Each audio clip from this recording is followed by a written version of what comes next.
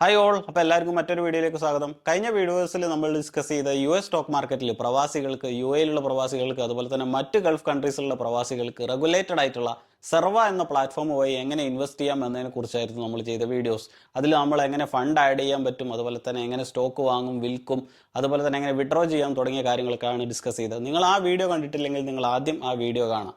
അപ്പോൾ ആ ഒരു വീഡിയോ ചെയ്ത സമയത്ത് പല ആളുകളും പല രീതിയിലുള്ള ഡൗട്ട്സുകളും ചോദിച്ച് മെസ്സേജ് അയച്ചിട്ടുണ്ടായിരുന്നു. ഉദാഹരണത്തിന് സർവേയിൽ അക്കൗണ്ട് ഓപ്പണിംഗ് ഫീസ് അല്ലെങ്കിൽ സർവേയിൽ വരുന്ന ചാർജസുകൾ ഏതൊക്കെയാണ്, അതുപോലെ തന്നെ UAയിൽ നിന്ന് US സ്റ്റോക്ക് മാർക്കറ്റിൽ ഇൻവെസ്റ്റ് ചെയ്യുമ്പോൾ വരുന്ന ടാക്സ് ഇംപ്ലിക്കേഷൻസ് ഏതൊക്കെയാണ്, അതേപോലെ തന്നെ സർവേയിലുള്ള ഡിഫറെൻറ്റ് ടൈപ്സ് ഓഫ് അക്കൗണ്ടുകളെ കുറച്ചുകൂടി ക്ലാരിറ്റി വരണം എന്നൊക്കെ പറഞ്ഞ് പല മെസ്സേജസും വന്നിട്ടുണ്ടായിരുന്നു. അപ്പോൾ അതിൻ്റെ ബേസിലാണ് നമ്മൾ ഇന്നത്തെ വീഡിയോ, നമ്മൾ ഈ വീഡിയോസിൽ നമ്മൾ ഇത്തരത്തിലുള്ള കാര്യങ്ങളൊക്കെ ആയിരിക്കും നമ്മൾ ഡിസ്കസ് ചെയ്യുന്നത്. അപ്പോൾ വീഡിയോയിലേക്ക് പോകുന്നതിന് മുമ്പ് ഇനി എൻ്റെ ചാനൽ സബ്സ്ക്രൈബ് ചെയ്തിട്ടില്ലെങ്കിൽ സബ്സ്ക്രൈബ് ചെയ്യുക. അതുപോലെ തന്നെ വീഡിയോസിൽ എന്തെങ്കിലും ഡൗട്ട് ഉണ്ടെങ്കിൽ നേരത്തെ ചെയ്ത പോലെ തന്നെ കമൻറ്റ് ചെയ്യുക. അതുപോലെ തന്നെ നിങ്ങൾക്ക് വീഡിയോ ഇഷ്ടപ്പെട്ട് കഴിഞ്ഞാൽ ഷെയർ ചെയ്യാനും മറക്കരുത്. സർവേയിൽ വരുന്ന ചാർജസുകൾ ഏതൊക്കെയാണ്?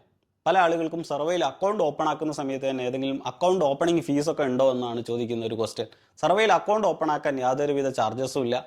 അതേപോലെ തന്നെ വരുന്ന മറ്റൊരു ക്വസ്റ്റ്യൻ, സർവേയിൽ നമുക്ക് ഇനാക്ടിവിറ്റി ഫീസ്, നമ്മൾ അക്കൗണ്ട് ഇനാക്റ്റീവായിട്ട് വെച്ച് കഴിഞ്ഞാൽ, അതായത് അക്കൗണ്ട് ജസ്റ്റ് ഓപ്പൺ ആക്കി എന്നിട്ട് നമ്മൾ ഫണ്ട് ആഡ് ചെയ്യുകയൊന്നും ചെയ്തിട്ടില്ലെങ്കിൽ, അല്ലെങ്കിൽ നമ്മളൊരു ട്രേഡ് ഒന്നും ചെയ്തിട്ടില്ലെങ്കിൽ ഏതെങ്കിലും തരത്തിലുള്ള ചാർജസ് ഈടാക്കുന്നുണ്ടോ എന്നാണ് ക്വസ്റ്റ്യൻ. അപ്പോൾ സർവേ യാതൊരുവിധ ഇനാക്റ്റീവ് ഫീസും അവർ ഈടാക്കുന്നില്ല എന്നാണ് നമ്മൾ മനസ്സിലാക്കാൻ. അതുപോലെ തന്നെ ആളുകൾക്കുള്ള മറ്റൊരു ഡൗട്ട് എന്ന് പറയുന്നത്, നമ്മൾ ഫണ്ട് ആഡ് ചെയ്യുന്ന സമയത്ത് സർവേ ഏതെങ്കിലും രീതിയിലുള്ള ഫണ്ടിങ് ഫീസ് ഈടാക്കുന്നുണ്ടോ?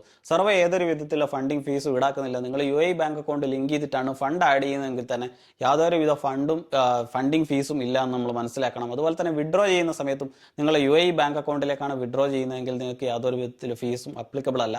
നിങ്ങൾ UAEക്ക് പുറത്തുള്ള ആളുകളാണെങ്കിൽ നിങ്ങൾ ഫണ്ട് ആഡ് ചെയ്യുന്ന സമയത്ത് സർവേ യാതൊരുവിധ ഫീസും ഈടാക്കുന്നില്ലെങ്കിൽ കൂടെ നിങ്ങൾക്ക് ചെറിയ രീതിയിലുള്ള എക്സ്ചേഞ്ച് റേറ്റ് ലോസ് വരും. നിങ്ങൾ മറ്റ് കറൻസിയിൽ നിന്ന് ഈ ഒരു സർവേയിലെ അക്കൗണ്ടിലേക്ക് ആഡ് ചെയ്യുന്നത് കൊണ്ടാണ് അത്തരത്തിലുള്ള ചാർജൊക്കെ വരുന്നത്. അതുകൊണ്ട് തന്നെ നിങ്ങൾ കുറഞ്ഞ എമൗണ്ട് ആണ് ആഡ് ചെയ്യുന്നതെങ്കിൽ, UAEക്ക് പുറത്തുള്ള ആളുകൾ കുറഞ്ഞ എമൗണ്ട് ആണ് ആഡ് ചെയ്യുന്നതെങ്കിൽ അവർക്ക് എത്രത്തിലും ഏറ്റവും ഫീസിബിൾ എന്ന് പറയുന്നത് ഡെബിറ്റ് കാർഡ് വെച്ച് ഫണ്ട് ആഡ് ചെയ്യുന്നതാണ്. അതല്ല വലിയ എമൗണ്ട് ഒക്കെ ആണെങ്കിൽ നിങ്ങൾക്ക് ബാങ്ക് ട്രാൻസ്ഫർ വഴി നിങ്ങൾക്ക് ഫണ്ട് ആഡ് ചെയ്യാൻ പറ്റുന്നതാണ്. അതുപോലെ തന്നെ വന്നൊരു മറ്റൊരു ക്വസ്റ്റ്യൻ ആണ്, സർവേയിൽ AMC ആനുവൽ മെയിൻ്റനൻസ് ചാർജ് ഈടാക്കുന്നുണ്ടോ എന്ന്.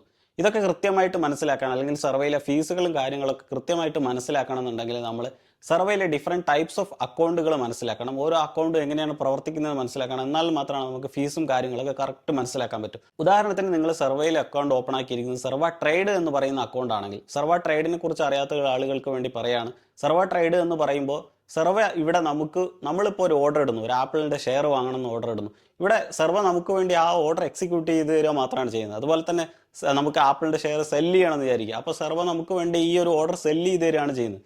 ഇവിടെ സ്റ്റോക്ക് സെലക്ട് ചെയ്യുന്നത് അല്ലെങ്കിൽ ETF സെലക്ട് ചെയ്യുന്നതൊക്കെ നമ്മളെ ഡ്യൂട്ടിയാണ്. സർവ നമ്മുടെ ഓർഡർ എക്സിക്യൂട്ട് ചെയ്ത് തരിക മാത്രമാണ് ചെയ്യുന്നത്. ആ സമയത്ത് അവർ ഈടാക്കുന്ന ചാർജ് എന്ന് പറയുന്ന സമയത്ത് ബൈ ചെയ്യുന്ന സമയത്ത് ഒരു $1, അതുപോലെ തന്നെ നമ്മൾ സെല്ല് ചെയ്യുന്ന സമയത്തും മിനിമം $1 ആണ് ഫീസ് ഈടാക്കുന്നത്. മിനിമം $1 ഫീസ് വരും എന്ന് പറയുമ്പോൾ നമ്മളിപ്പോൾ നാളെ ഒരു സ്റ്റോക്ക് വാങ്ങുമ്പോൾ $100 ആണ്. $101 എത്തിയപ്പോൾ നമ്മൾ വിറ്റ് കഴിഞ്ഞാൽ നമുക്ക് ഫീസും കഴിച്ച് അവിടെ പ്രോഫിറ്റ് ഒന്നും ഉണ്ടാകുന്നില്ല. അതുകൊണ്ട് തന്നെ വാങ്ങുന്ന സമയത്തും വിൽക്കുന്ന സമയത്തും മിനിമം $1 ഉണ്ട്. അപ്പോൾ $1 നിങ്ങൾ വലിയ ട്രേഡൊക്കെ എടുക്കുകയാണെങ്കിൽ 0.25% or $1 which ever is higher എന്ന രീതിയിലാണ് സർവ ഇതിനു വേണ്ടി, സർവ ട്രേഡ് അക്കൗണ്ടിന് വേണ്ടി ഉള്ള ചാർജ് ഈടാക്കുന്നത്. അതുകൊണ്ട് തന്നെ നിങ്ങൾ സർവ ട്രേഡ് അക്കൗണ്ട് ഓപ്പൺ ആക്കിയിരിക്കുന്നതെങ്കിൽ നിങ്ങൾക്ക് യാതൊരു വിധത്തിലുള്ള AMCയോ അല്ലെങ്കിൽ മറ്റു ഫീസുകളോ ഒന്നുമില്ല. ഈ ബൈ ചെയ്യുന്ന സമയത്തും $1 or 0.25% which ever is higher, അതുപോലെ തന്നെ വിൽക്കുന്ന സമയത്തും $1 or 0.25% which ever is higher എന്ന രീതിയിലാണ് സർവ ചാർജ് ചെയ്യുന്നത്. അതുപോലെ തന്നെ സർവയിലുള്ള മറ്റൊരു അക്കൗണ്ടാണ് സർവ ഇൻവെസ്റ്റ് എന്ന് പറയുന്നത്. സർവ ഇൻവെസ്റ്റിൻ്റെ കേസിൽ ഇപ്പം ഒരാൾക്ക്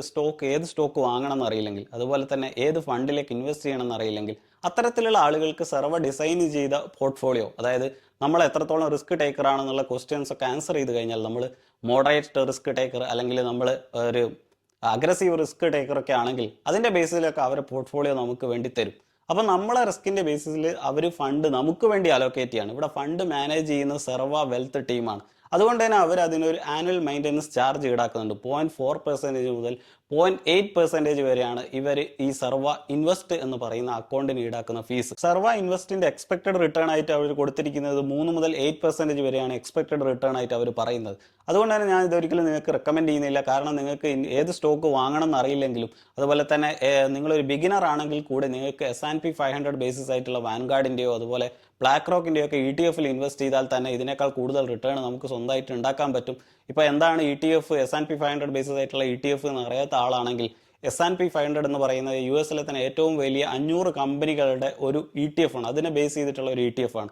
നമ്മളിപ്പോൾ ഒരു $100 അതിലേക്ക് ഇൻവെസ്റ്റ് ചെയ്യാന്ന് പറയുന്ന ഈ ഒരു ETF-ൽ ഇൻവെസ്റ്റ് ചെയ്യാന്ന് പറഞ്ഞു കഴിഞ്ഞാൽ അത് പ്രൊപ്പോർഷണലായിട്ട് ആ ഒരു ഇൻഡെക്സിന്റെ പ്രൊപ്പോർഷൻ ആയിട്ടുള്ള ഏറ്റവും വലിയ 500 കമ്പനികളുടെ ടൈനി ഓണർഷിപ്പാണ് നമുക്ക് കിട്ടുന്നത്. അതുകൊണ്ട് തന്നെ നിങ്ങൾക്ക് ഏത് സ്റ്റോക്കാണെന്ന് അറിയാത്ത ആളാണെങ്കിൽ, അല്ലെങ്കിൽ നിങ്ങൾ ഇൻവെസ്റ്റ് എന്ന് പറയുന്ന പോർട്ട്ഫോളിയോയിലേക്ക് ഇൻവെസ്റ്റ് ചെയ്യുന്നതിനേക്കാൾ കൂടുതൽ റിട്ടേൺ S&P 500 ബേസിസ് ആയിട്ടുള്ള ETF-ൽ ഇൻവെസ്റ്റ് ചെയ്താൽ നമുക്ക് ഉണ്ടാക്കാൻ പറ്റും. അതുകൊണ്ട് തന്നെ ഞാൻ ഒരിക്കലും ഇൻവെസ്റ്റ് എന്ന് പറയുന്ന വലിയ രീതിയിൽ നിങ്ങൾക്ക് റെക്കമെൻഡ് ചെയ്യുന്നില്ല. അതേപോലെ തന്നെ സർവയിൽ കാണാൻ പറ്റുന്ന മറ്റൊരു അക്കൗണ്ടാണ് സേവ് എന്ന് പറയുന്നത്. സേവിന് വരുന്ന ചാർജ് എന്ന് പറയുന്നത് 0.5% ആണ്. എന്താണ് സേവ് എന്ന് അറിയാത്ത ആളുകൾക്കായി, നമ്മൾ സാധാരണഗതിയിൽ ബാങ്ക് അക്കൗണ്ടിൽ സേവിങ് അക്കൗണ്ടിൽ പൈസ ഇൻവെസ്റ്റ് ചെയ്യുന്നു, അതിന് അവർ റിട്ടേൺ ഒരു ചെറിയ രീതിയിലുള്ള ഇൻട്രസ്റ്റ് തരുന്നു. അതേപോലെ തന്നെ സേവ് എന്ന് പറയുന്ന സമയത്ത് നമ്മൾ കൊടുക്കുന്ന ഫണ്ട് അവർ മണി മാർക്കറ്റ് ഇൻസ്ട്രുമെന്റ്സിലൊക്കെ ഇട്ട് ഏകദേശം ഒരു 4% ഒക്കെ റിട്ടേൺ ആനലൈസ്ഡ് പ്രൊവൈഡ് ചെയ്യുന്ന ഒരു അക്കൗണ്ടാണ് സേവ് എന്ന് പറയുന്നത്. ഇതിന് ലോക്കിൻ പീരീഡ് ഒന്നുമില്ല. ഇതിൽ തന്നെ നമുക്ക് കൺസർവേറ്റീവ് ആയിട്ടുള്ള ഇൻട്രസ്റ്റ് കിട്ടുന്ന രീതിയിലുള്ള സേവ് അക്കൗണ്ട് ഉണ്ട്. അതുപോലെ തന്നെ ഹലാൽ കംപ്ലൈന്റ് ആയിട്ടുള്ള ഫണ്ടിൽ ഇൻവെസ്റ്റ് ചെയ്തിട്ട് നമുക്കൊരു അറൌണ്ട് 3 to 4% റിട്ടേൺ കിട്ടുന്ന രീതിയിലുള്ള ഒരു അക്കൗണ്ടും പ്രൊവൈഡ് ചെയ്യുന്നുണ്ട്. ഇതും സേവിന്റെ അണ്ടറിലാണ് വരുന്നത്. ഇതിനൊക്കെ അവർ ചാർജ് ചെയ്യുന്നത് 0.5% ആനുവലി ആണ്. സർവയിൽ നമുക്ക് കാണാൻ പറ്റുന്ന മറ്റൊരു അക്കൗണ്ടാണ് ക്രിപ്റ്റോ എന്ന് പറയുന്നത്. ഉദാഹരണത്തിന് എങ്ങനെയാണ് ക്രിപ്റ്റോയിലേക്ക് നമ്മൾ ഇൻവെസ്റ്റ് ചെയ്ത് കഴിഞ്ഞാൽ വർക്ക് ചെയ്യുന്നത് നോക്കാം. ഉദാഹരണത്തിന് നിങ്ങളൊരു $500 ഇൻവെസ്റ്റ് ചെയ്ത് അതിനുള്ള ബിറ്റ്കോയിൻ വാങ്ങിക്കുകയാണെങ്കിൽ നിങ്ങൾക്ക് അതിനുള്ള ബിറ്റ്കോയിൻ വാങ്ങിയിട്ട് അവരുടെ തന്നെ കസ്റ്റോഡിയനിൽ കീപ്പ് ചെയ്യും. അതുപോലെ തന്നെ നമ്മൾ വിൽക്കുന്ന സമയത്ത് ആ ഒരു ബിറ്റ്കോയിൻ അല്ലെങ്കിൽ ആ ഒരു ക്രിപ്റ്റോ കറൻസി സെല് ചെയ്തതിന് ശേഷം അതിനുള്ള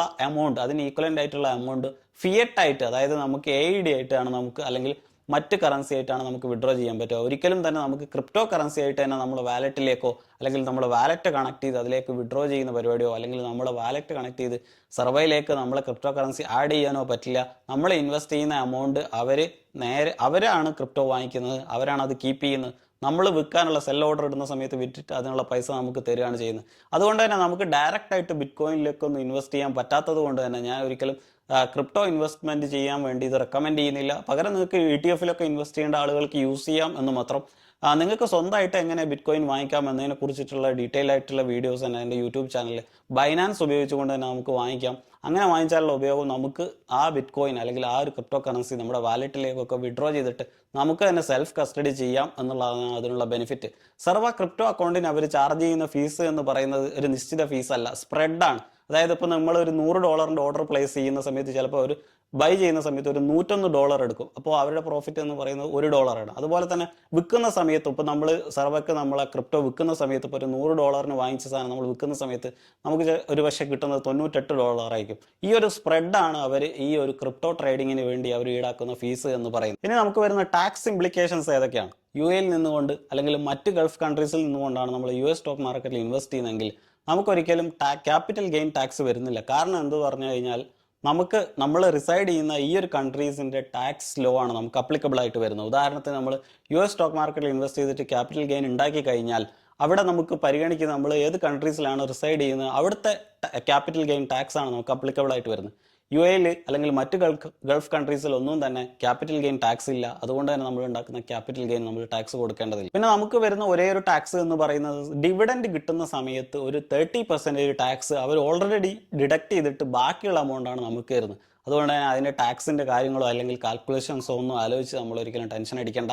അത് തന്നെ ഡിവിഡൻഡ് ഡിക്ലെയർ ചെയ്യുന്ന കമ്പനീസൊക്കെ വളരെ കുറവായിരിക്കും. അതുപോലെ തന്നെ ഡിവിഡൻഡ് ആയിട്ട് കിട്ടുന്ന എമൗണ്ട് നമ്മളിപ്പോൾ US സ്റ്റോക്ക് മാർക്കറ്റിൽ അല്ലെങ്കിൽ മറ്റേതെങ്കിലും സ്റ്റോക്ക് മാർക്കറ്റിലൊക്കെ ഇൻവെസ്റ്റ് ചെയ്യുന്ന തന്നെ ഡിവിഡൻഡ് പ്രതീക്ഷിച്ചിട്ടല്ലല്ലോ. കാര്യം നമ്മൾ ക്യാപിറ്റൽ ഗെയിൻ ആണ് മേജറായിട്ട് നമ്മൾ എക്സ്പെക്ട് ചെയ്തിട്ട് നമ്മൾ ഇൻവെസ്റ്റ് ചെയ്യുന്നത്. അതുകൊണ്ട് തന്നെ ഡിവിഡൻഡിന് വരുന്ന ടാക്സ് എന്ന് പറയുന്നത് അത് ഏത് രാജ്യത്തായാലും, ഇപ്പോൾ നമ്മൾ ഇന്ത്യയിൽ സ്റ്റോക്ക് മാർക്കറ്റിൽ ഇൻവെസ്റ്റ് ചെയ്യുകയാണെങ്കിലും മറ്റേത് കൺട്രീസിൽ ഇൻവെസ്റ്റ് ചെയ്യുകയാണെങ്കിലും അങ്ങനത്തെ വിത്ത് ഹോൾഡിംഗ് ടാക്സ് അല്ലെങ്കിൽ ഡിവിഡൻഡിന് ടാക്സ് TDS ഒക്കെ ഓൾറെഡി എല്ലാ കൺട്രീസിലും ഉണ്ട്. അതുകൊണ്ട് തന്നെ നമ്മൾ ആ ഒരു ടാക്സിനെ കുറിച്ചൊന്നും ആലോചിച്ച് വലിയ രീതിയിൽ വറീഡ് ആവേണ്ട ആവശ്യമില്ല എന്ന് തന്നെയാണ് നമ്മൾ മനസ്സിലാക്കേണ്ടത്. അതേപോലെ തന്നെ അക്കൗണ്ട് ഓപ്പൺ ആക്കുന്ന സമയത്ത് 500 ദിർഹംസ് പുതുതായിട്ട് അക്കൗണ്ട് ഓപ്പൺ ആക്കുന്ന ആളുകൾക്ക് 500 ദിർഹംസ് എങ്ങനെ ഫ്രീ ആയിട്ട് കിട്ടും? നിങ്ങൾ ഈ ഒരു റെഫറൽ കോഡ് യൂസ് ചെയ്തുകൊണ്ടാണ് നിങ്ങൾ സൈനപ്പും കാര്യങ്ങളൊക്കെ കംപ്ലീറ്റ് ആക്കി 3 മാസത്തിനുള്ളിൽ $500, അതായത് ഏകദേശം 1850 ദിർഹംസ് നിങ്ങൾ ആഡ് ചെയ്ത് കഴിഞ്ഞാൽ ഒരു ട്രാൻസ്ഫർ ആയിട്ട് വേണമെന്നില്ല, 3 മാസത്തിനുള്ളിൽ മൾട്ടിപ്പിൾ ട്രാൻസ്ഫർ ആയിട്ട് ആഡ് ചെയ്ത് കഴിഞ്ഞാലും നിങ്ങൾക്ക് 500 ദിർഹംസ് ഫ്രീ ആയിട്ട് കിട്ടും. അങ്ങനെ ഫ്രീ ആയിട്ട് കിട്ടുന്ന ഈ ഒരു 500 ദിർഹംസ് ഉപയോഗിച്ചുകൊണ്ട് നിങ്ങൾക്ക് സ്റ്റോക്കിലും അതുപോലെ തന്നെ ETF-ലൊക്കെ ഇൻവെസ്റ്റ് ചെയ്യാൻ പറ്റും.